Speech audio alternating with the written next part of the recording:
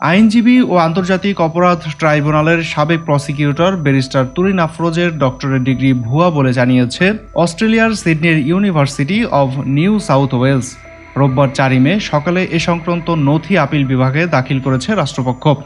জানা যায়, Turin Afroz doctorate degree সম্পন্ন করেননি বলে ইমেইলের মাধ্যমে জানিয়েছে সিডনির university of New South Wales. এ বিষয়ে রাষ্ট্রপক্ষ বলেছে, ইউনিভার্সিটি অব নিউ সাউথ ওয়েলসে চিঠি দিয়ে তুরিনের নথি চাওয়া হয়েছিল, কিন্তু বিশ্ববিদ্যালয়টি সরাসরি জানিয়েছে সংক্রান্ত কোনো নথি তাদের কাছে নেই। এই নামে কোনো শিক্ষার্থী তাদের ইউনিভার্সিটি থেকে পিএইচডিও করেননি। গত 20 ফেব্রুয়ারি রাজধানীর উত্তরায় 5তলা বাড়িতে আন্তর্জাতিক অপরাধ ট্রাইব্যুনালের সাবেক প্রসিকিউটর তুরিন আফরোজের মা শামসুন নাহার বেগম এবং তুরিন আফরোজের ভাই শিশির আহমেদ নেওয়াজ আহমেদের বসবাস করা নিয়ে বিচারিক আদালত স্থিতাবস্থার আদেশ বাতিল করে দেন হাইকোর্ট।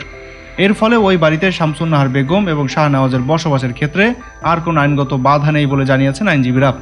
এ বিষয়ে জারি করা রুল যথাযথ ঘোষণা করে বিচারপতি মোহাম্মদ সেলিমের একক হাইকোর্ট বেঞ্চ এ রায় দেন।